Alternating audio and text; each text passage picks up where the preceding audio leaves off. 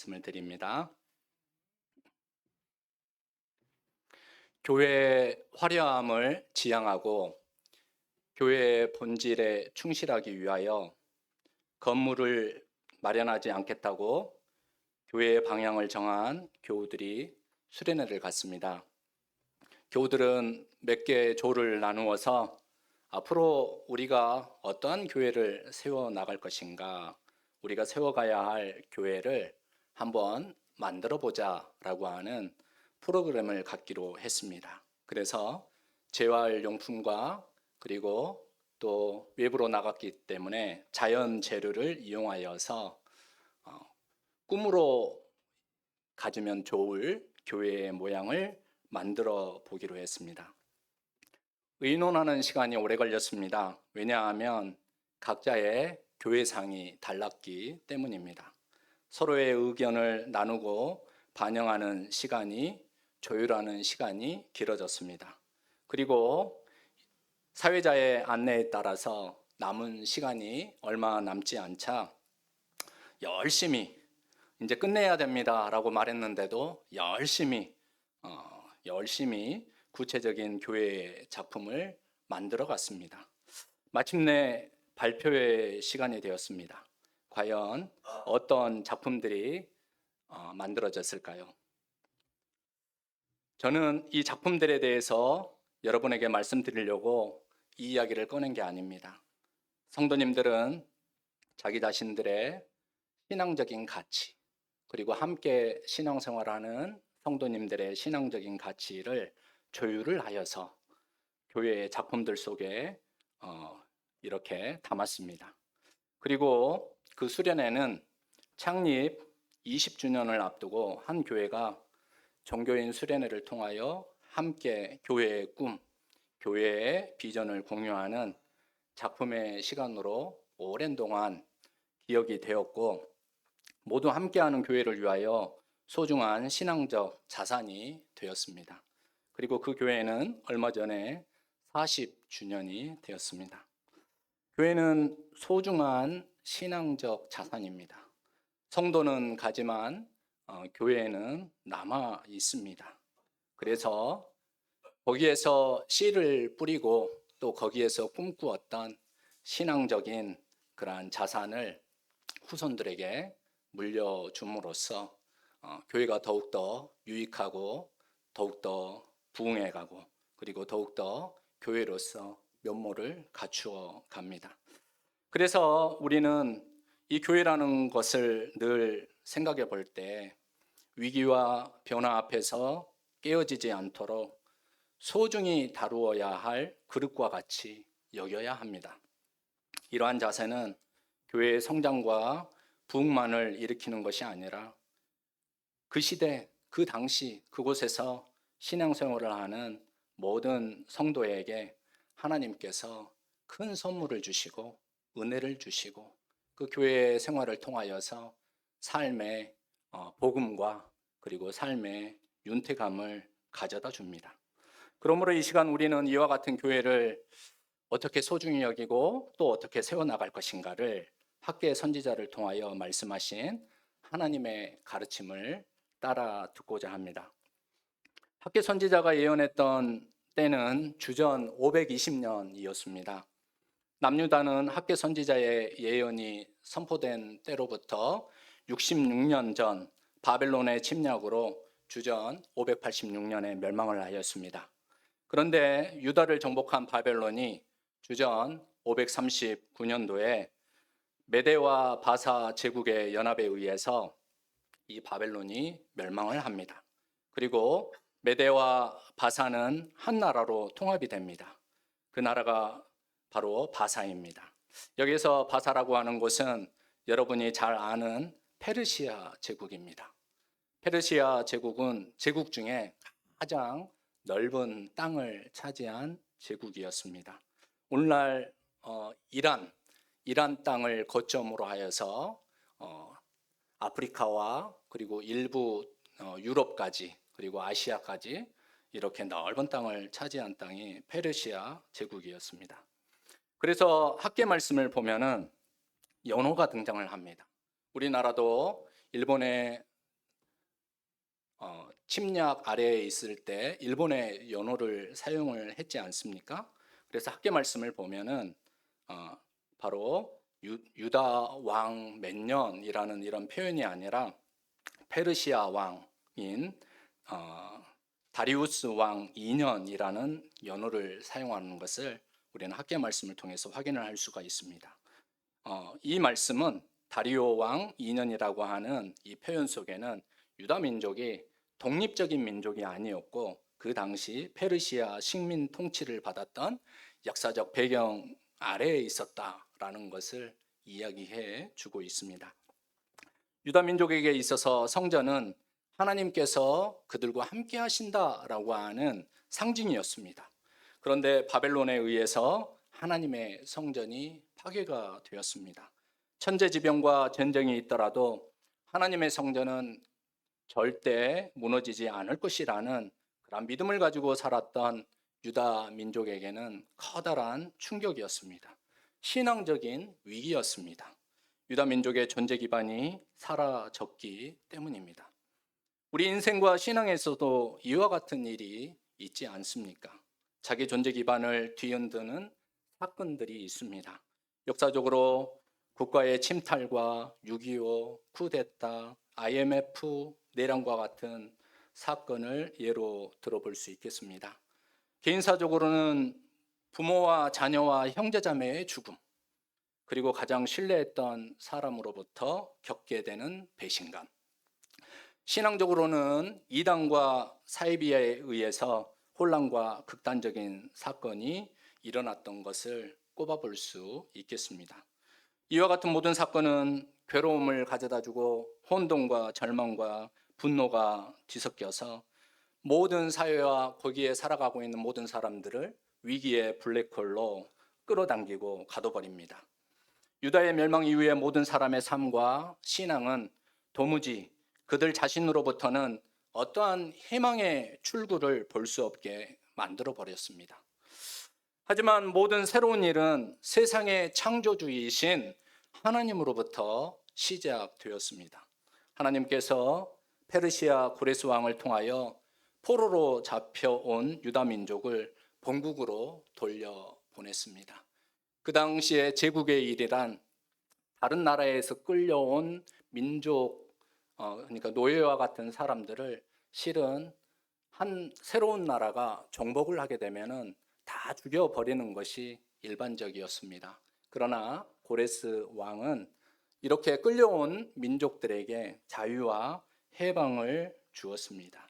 그래서 그들을 유다 민족을 돌려보내며 성전을 재건하도록 허락을 하고, 그러니까 배려를 한 거죠. 그리고 여러 나라들이 함께 더불어 살 수 있는 온화한 정책을 펼친 것입니다. 그리고 왕의 가문이었던 세스바살 총독을 통하여 성전 지대가 만들어졌습니다. 에스라 5장 14절 말씀을 보니까 이러한 말씀이 있습니다. 또 느부갓네살이 예루살렘 하나님의 성전 안에서 금, 은 그릇을 옮겨다가 바벨론 신당에 두었던 것을 고레스 왕이 그 신당에서 꺼내어 그가 세운 총독 세스바살이라고 부르는 자에게 내주고, 이렇게 세스바살을 통하여서 고레스 왕은 키루스 왕이라고 하죠. 이 왕은 이제 유다 민족이 다시 되돌아가서 하나님의 성전 또 그들의 삶의 자리를 재건하도록 도와주었습니다. 하지만 이렇게 돌아온 유다 백성들은 그 이상 일을 만들어내지 못하였습니다. 왜냐하면 열악한 현실적 상황과 또 거기에 뿌리를 내리고 있는 방해하는 세력들 때문에 한 발자국도 앞으로 나아갈 수가 없었습니다. 유다 민족에게 하나님의 성전은 가시적 성전으로서뿐만 아니라 그들의 정신과 그 공동체의 얼을 일으켜 세우는 비가시적 성전으로서 중요한 의미를 가졌습니다. 세계의 중심을 하나님의 성전에 두고 살았던 유다 민족에게 하나님의 성전이 세워지지 못하고 있다라고 하는 것은 그들의 사회와 민족 정신과 신앙이 무력하고 작동하지 못하였다라는 것을 보여주고 있습니다.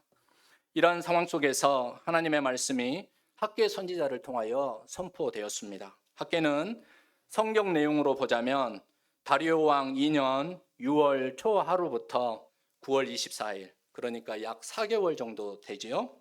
이 4개월 동안 하나님의 말씀을 예언한 선지자였습니다. 그리고 그 대상은 스룹바벨 총독과 여호수아 대제사장과 그리고 그 땅에 남아있고 되돌아온 유다 백성들이었습니다. 여기에서 스룹바벨 총독은 세스바살의 조카였습니다. 그리고 요아긴 왕의 장남인 스알디엘의 아들이었습니다. 그러므로 스룹바벨은 왕의 자손이었던 것이죠. 그리고 여호수아 대제사장은 유다가 멸망할 때 바벨론으로 끌려가 느부갓네살에 의해서 죽은 대제사장 스라야의 아들 여호사득의 아들, 다시 말해서 스라야의 손자였습니다. 여호수아는 대제사장 가문에서 자라난 그러한 하나님을 소중히 여기는, 또 성전이 정말 중요한 그러한 사람이었습니다. 그런데 거기에 총독과 대제사장, 정치 종교 지도자들과 또 하나님의 성전에 대한 그런 염원을 가진 모든 백성들이 되돌아왔지만 그들의 마음이 현실적인 문제 앞에 경직이 되어서 하나님의 성전을 짓는 일에 소홀히 하였습니다. 그래서 하나님께서는 우리가 학계 말씀을 읽어보면 중요한 날이 등장을 합니다. 주전 520년 6월 1일 학계 선지자를 통하여 스룹바벨과 여호수아를 하나님께서는 독려하신 날입니다. 이렇게 말씀하셨습니다. 모든 백성이 때가 되지 않았다고 말합니다. 하지만 자기 집 짓는 일에만 골몰하고 바삐 돌아다니면서 무너진 성전에 아랑곳하지 않습니다. 그리하여 마침내 주전 520년 6월 24일 성전 공사가 재개가 됩니다. 학계 1장 14절 말씀 함께 읽어보시겠습니다. 여호와께서 스알디엘의 아들 유다 총독 스룹바벨의 마음과 여호사닥의 아들 대제사장 여호수아의 마음과 남은 모든 백성의 마음을 감동시키심에 그들이 와서 만군의 여호와 그들의 하나님의 전 공사를 하였으니.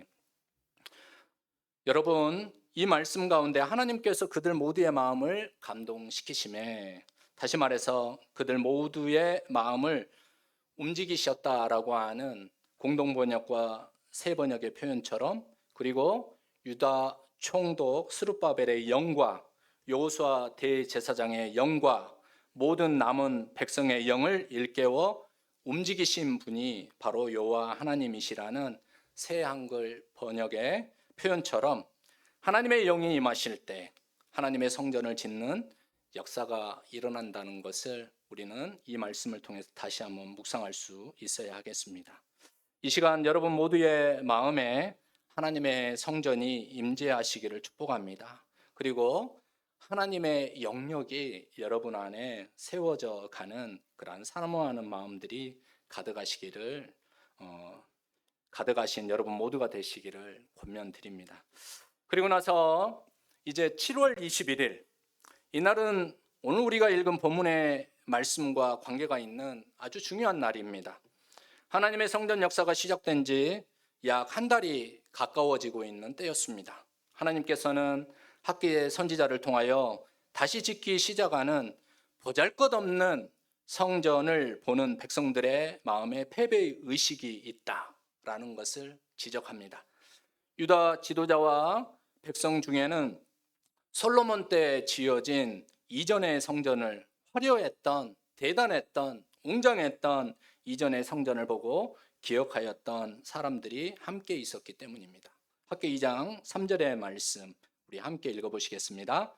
너희 가운데 남아있는 자 중에서 이 성전의 이전 영광을 본 자가 누구냐? 이제 이것이 너희에게 어떻게 보이느냐? 이것이 너희 눈에 보잘것 없지 아니하냐? 스룹바벨과 여호수아의 눈에, 그리고 솔로몬의 찬란한 성전을 보고 기억했던 백성의 눈에 있으나 마나한 아무것도 아닌 하찮게 보이는 성전이 그들 바로 눈앞에 세워지고 있었습니다. 하지만 하나님께서도 지어져가는 이 성전을 함께 보고 계셨습니다. 그리고 학계를 통하여 이렇게 말씀하셨습니다. 4절 말씀입니다. 그러나 여호와가 이르노라 스룹바벨아 스스로 굳세게 할지어다. 여호사닥의 아들 대제사장 여호수아야 스스로 굳세게 할지어다. 여호와의 말이니라. 이 땅 모든 백성아 스스로 굳세게 하여 일할지어다. 내가 너희와 함께하노라. 만군의 여호와의 말이니라. 학교를 통한 이 하나님의 말씀은 여호수아가 이제 출애굽한 백성들을 데리고 하나님의 약속의 땅 가나안 땅으로 나아갔을 때 주신 말씀과도 같습니다. 모세의 후계자 여호수아와 이스라엘 백성들은 커다란 대단한 그러한 지도자였던 모세를 떠나보내고 나서 새로운 땅 약속의 땅으로 들어가야 하는 기로에 서서 큰 두려움과 불안함을 느끼고 그러한 감정에 사로잡혀 있었습니다. 마찬가지로 학교시대 남은 유다 백성들도 이러한 마음에 사로잡혀 있으면서 눈앞에 지어져가는 성전의 미약함 앞에서 패배감에 사로잡혀 우리가 할 수 있는 게 참으로 미약하고 별 볼 일 없구나 라고 하는 그들의 마음에 사로잡혀서 그들의 마음을 그 일을 일으킨 하나님의 그 마음 앞에서 그들의 마음을 잘 세워가지 못하고 낙담하고 패배감에 사로잡혀 있었습니다. 그래서 성전을 지어가는 역사를 포기할 지경에 이른 것입니다. 이와 같이 패배의식과 좌절감에 사로잡혀 있는 백성들에게 하나님은 약속의 말씀 그리고 성령이 함께 하실 것이라고 하시는 그 말씀을 주시며 하나님의 성전을 재건하라. 다시 마음을 새롭게 하라. 이렇게 격려를 하신 것입니다.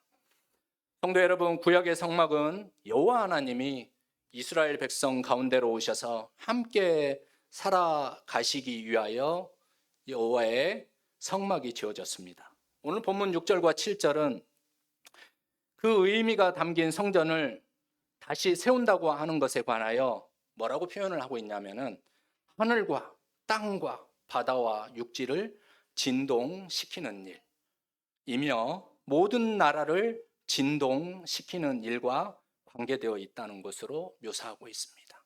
다시 말해서 패배의식과 그리고 절망감에 사로잡혀서 굳어버린 그 마음의 상태 가운데에서 아무것도 변하지 않는 그들의 삶의 자리에 하나님의 성전을 다시 세운다라고 하는 것은 결코 변하지 않을 것 같은 모든 것들, 하늘과 땅과 바다와 육지를 진동시키는 일이다. 그리고 모든 나라를 진동시키는 일이다 라고 말씀하시는 것입니다.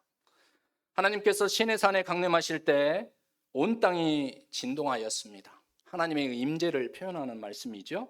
하나님의 성전을 다시 짓는 일은 그곳에 하나님의 성전을 다시 지어가는 일은 그곳에서 하나님의 역사가 다시 일어난다라는 것을 알리는 바로 예언의 말씀이신 것입니다. 하지만 하나님의 성전을 짓고 또 다시 지으면서 하나님과 아무 상관이 없는 일을 한다면 그는 하나님의 성령을 헛되이 받고 하나님을 욕되게 하는 사람입니다. 하나님은 학계 선지자를 통하여 학계 말씀을 통하여 거룩과 부정에 대하여 이런 예화를 들었습니다. 2장의 말씀을 여러분 나중에 읽어보시기 바랍니다. 어떤 사람이 거룩하게 바친 고기를 자기 옷자락에다가 쌌는데 그 옷자락이 빵이나 국이나 포도주나 기름이나 다른 어떤 음식에 닿았다고 하여 거룩해지지 않는다고 말씀합니다. 다시 말해서 거룩이라고 하는 것은 하나님과의 관계 가운데에서 내면적인 관계 안에서 일어나는 일이지 그 일에 참여하고 그 일에 묻혀 있고 그 일에 접촉한다고 하여서 그곳에 머문다고 하여서 거룩해지지 않는다라고 설명하고 있는 것입니다. 또한 거꾸로 부정에 관하여 시체에 닿아서 더러워진 사람이 다른 것에 닿으면 그것조차도 더러워진다고 말씀하십니다. 다시 말해서 부정한 상태로 잘못된 의도를 가지고 잘못된 마음을 가지고 어떤 일을 하게 된다면 그게 거룩이라고 포장이 되어 있더라도 거룩한 그 일조차도 부정해질 수 있다라고 경고하는 것입니다. 다시 말해 하나님은 하나님의 그릇으로 지어져가는 모든 자에게 하늘과 땅과 바다와 육지와 모든 나라가 진동하는 것처럼 두렵고 떨리는 마음으로 하나님의 말씀과 뜻 가운데에서 반응하고 자기 자신을 다시 일구어서 올바르게 회복되어야 한다라고 말씀하시는 것입니다. 이것이 학계 선지자를 통하여 하나님께서 우리가 세워가야 하는 바로 교회의 모습이다라고 가르쳐 주시는 것입니다. 두 번째, 우리가 세워가야 하는 교회의 모습은 겉보기에 찬란한 교회가 아닙니다. 하나님의 영광으로 충만한 교회, 하나님의 임재가 있는 교회여야 합니다. 다 함께 9절 말씀을 여러분 다시 읽어보시겠습니다. 이 성전의 낮은 영광이 이전 영광보다 크리라. 만군의 여호와의 말이니라. 내가 이곳에 평강을 주리라. 만군의 여호와의 말이니라. 하나님은 겉보기에 좋은 교회를 원하시는 것이 아닙니다. 교회 건물이 하나님 나라라고 하면 여러분 크고 좋은 교회가 필요하겠지요. 하지만 하나님이 원하시는 교회는 하나님의 영광이 충만한 교회, 하나님의 영이 임재하는 교회인 것입니다. 그래서 하나님을 모시고 하나님의 말씀에 응답하고 순종하는 교회인 것입니다. 교회 건물로 하나님께 영광 돌릴 수 없습니다. 교회 건물을 어떠하든지 크고 작기의 문제가 아니라 잘 활용하여 교회 모임을 잘 활용하여 하나님의 뜻을 담아낼 때에 하나님께 영광을 돌리는 교회가 되는 것입니다. 그래서 스위스 신학자인 그리고 목회자인 칼 바르트는 교회는 성도님들에게 이렇게 이야기하셨습니다. 교회는 신경 쓸 가치가 있다. 이 말이 무슨 말입니까? 교회는 정말 신경을 잘 써서 잘 지어가야 한다라는 의미입니다. 칼바르트는 교회의 정의를 이야기하면서 세상의 방식과 전혀 다른 새로운 표지, 세상의 방식과 전혀 다른 새로운 방식으로 세상에 보여주는 바로 하나님 나라의 표지라고 했습니다. 세상과 충돌하지만 세상의 가치와 다르기 때문에 세상과 충돌하는 영역이 있습니다. 그렇지만 충돌하지만 그 가능성으로 인하여 충만한 길을, 영적으로 충만한 길, 생명으로 충만한 길을 가리키는 표지를 가지고 있는 것이 바로 교회다라고 했습니다. 여러분 고속도로를 가다 보면은 노선 번호가 있습니다. 그렇죠? 남쪽에서 북쪽으로 그리고 또 동쪽에서 서쪽으로 노선 고속도로 노선 버스들이 있습니다. 그래서 홀수 자리는 남쪽에서 북쪽으로 또 짝수 자리는 어떻게 됩니까? 동쪽에서 서쪽으로. 그래서 방향과 가는 길을 제시를 해주죠. 이것처럼 교회의 모습, 교회의 비전이라고 하는 것은 하나님 나라를 향하여 나아가는 길과 방향을 알려주기 때문에 교회는 신경 쓸 만한 가치가 있다라고 이야기했던 것입니다. 남미에서 목회하셨던 한 목사님을 예전에 만난 적이 있었는데 아직도 뇌리에 각인된 교회에 관한 이야기를 제가 하나 가지고 있습니다. 세계 교회 단체와 그리고 북미 교회들이 큰 후원을 하여서 이제 교회를 건축해도 될 만한 그러한 후원금을 받은 남미의 한 교회가 있었습니다. 그런데 거기에 지도자들이 성도님들이 하나의 고민에 빠졌습니다. 뭐냐 하면은 그 후원금이면 크고 좋은 교회, 화려하게 짓고도 충만한 교회를 짓기에 남을 만큼 굉장히 큰 규모의 후원금이었습니다. 그런데 무슨 고민을 하게 되었냐면은 교회가 주변을 돌아다 보았다라고 합니다. 둘러보았다라고 합니다. 교회 주변에 크고 화려한 건물들도 있었지만 그 사이에서 힘들어하는 사람들 때문에 교회가 고민을 했다라는 것입니다. 교회 지도자들은 교회를 후원한 단체와 그 교회들에게 편지를 썼습니다. 후원 용도를 바꾸겠습니다. 우리 주변에 우리 교회도 열악하지만 우리 주변에 있는 그 사이에서 살아가고 있는 그 사람들에게 바로 이러한 사랑과 은혜가 전달됐으면 좋겠습니다 하면서 주변과 사회에 필요한 긴급한 일에 먼저 사용하면 좋겠습니다 라고 하여서 답신을 받고 교회는 그 일을 수행을 했다라고 합니다. 그랬을 때 그 교회가 어떻게 되었습니까? 교회와 지역사회에 평화가 임했습니다. 그리고 사람들로부터 하나님의 이름이 존귀 여김을 받는 그런 역사가 일어나고 교회가 부흥하고 또 교회가 필요한 모든 것들을 결국 채우게 되었다라고 합니다. 여러분, 교회는 방향을 알려주는 하나님 나라의 기지이기 때문에요, 출발점부터 달라야 합니다. 출발점부터 달라야 했습니다. 그리고 그러한 사역을 통하여 출발점부터 달랐기 때문에 그러한 사역을 통하여 하나님께 영광이 되었던 것이죠. 필립 얀시의 책 교회 나의 고민 나의 사랑이라는 책이 있습니다. 이 책에서 필립 얀시는 전도자 루이스 팔라우의 비유를 가지고 옵니다. 교회는 걸음과 같습니다. 걸음은 쌓아두면 온 동네에 악취를 풍기지만 골고루 잘 주면 세상을 풍요롭게 합니다. 교회가 이웃과 사회를 위하여 봉사를 하지 않으면 존재 이유를 상실한 겁니다 라고 하였습니다. 여러분, 그러므로 셋째로 우리는 하나님 나라의 뜻을 주춧돌로 삼는 교회를 세워가야 합니다.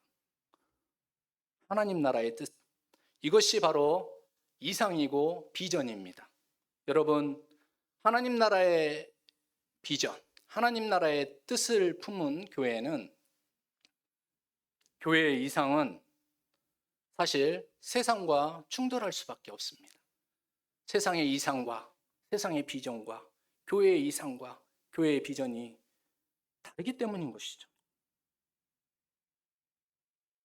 그런데 교회는 하나님 나라의 뜻을 이상으로 삼아야 합니다. 사회가 교회의 이상을 이상하게 봐도 상관없습니다. 이상하게 여겨지는 것이죠. 그러나 교회는 하나님 나라의 뜻을 이상으로 삼아야 합니다. 필립 얀센은 교회의 존재 이유를 하나님께 예배하는 것이라고도 또 하였습니다. 윌터 윙크의 말을 인용하여 집주인이 누구인지를 잘 기억하면 하나님께 온전히 예배드릴 수 있다라고 하였습니다. 다시 말해, 예배를 마치고 떠나갈 때 우리가 해야 하는 질문은 하나님께서 나에게 주신 것이 무엇이냐, 내가 나에게 필요한 무엇을 얻어가느냐라고 하는 것이 예배와 그리고 교회에 오는 목적이 아니라 하나님이 과연 우리의 마음과 우리의 자리를 기뻐하셨는가라고 질문해야 한다라는 것입니다. 그것은 하나님의 비전, 하나님의 꿈, 하나님의 말씀을 기뻐하며 그것을 가지고 세상으로 나아가는가라는 것을 점검해야 한다라는 것입니다. 그래서 하나님 나라의 뜻을 주춧돌로 삼는 교회를 우리는 세워가야 합니다. 성도 여러분, 학계의 말씀은 이러한 교회를 향하여 하나님의 복이 있다라고 선언하셨습니다. 다리오 왕 2년 9월 24일, 이날이 굉장히 중요한 날입니다. 여호와 하나님은 성전의 주초를 놓은 그날부터 여호와 하나님은 복을 내리시겠다, 복을 내리기로 하였다, 이렇게 말씀하셨습니다. 하나님이 거하시는 성전, 하나님의 성령이 임재하는 심령을 세워가는 교회와 성도 위에 그날부터 하나님께서 복을 내리기로 결심하셨다라고 학계 선지자를 통하여 선언하셨습니다. 하나님의 성전을 세워가는 여러분의 마음 가운데 고린도전서 3장 16절의 말씀을 남기며 여러분 이 말씀을 늘 기억하셨으면 좋겠습니다. 그리고 이 말씀을 묵상하시고 여러분 교회와 가시적 교회와 그리고 여러분 비가시적 교회, 여러분 성도의 교제와 여러분의 가정과 여러분의 관계 안에 하나님의 영역, 하나님의 성전을 다시 지어가는 그러한 열정과 열심을 가지시는 우리 모든 성도님들 되시기를 주님의 이름으로 축복합니다. 다 함께 고린도전서 3장 16절 말씀을 읽어보시겠습니다. 너희는 너희가 하나님의 성전인 것과 하나님의 성령이 너희 안에 계시는 것을 알지 못하느냐. 다 함께 기도하겠습니다. 사랑과 은혜의 하나님, 우리가 겉모습에 취한 교회가 아니라 주님의 영광과 임재가 충만한 교회를 세워가게 하옵소서. 절망의 자리에서도 주님의 성령이 우리의 마음을 감동시키셔서 다시 일어서게 하신 것처럼 오늘 우리 심령에도 새 힘과 비전을 부어 주옵소서. 우리가 세워가는 교회가 이 땅의 어둠을 밝히는 등불이 되게 하시고 이웃과 사회를 섬김으로 주님의 이름이 높임을 받게 하옵소서. 교회의 머리 대신 우리 주님 예수 그리스도의 이름으로 기도드립니다. 아멘. 다 함께 찬송가 208장으로 하나님께 찬양 드리겠습니다. 마지막 절에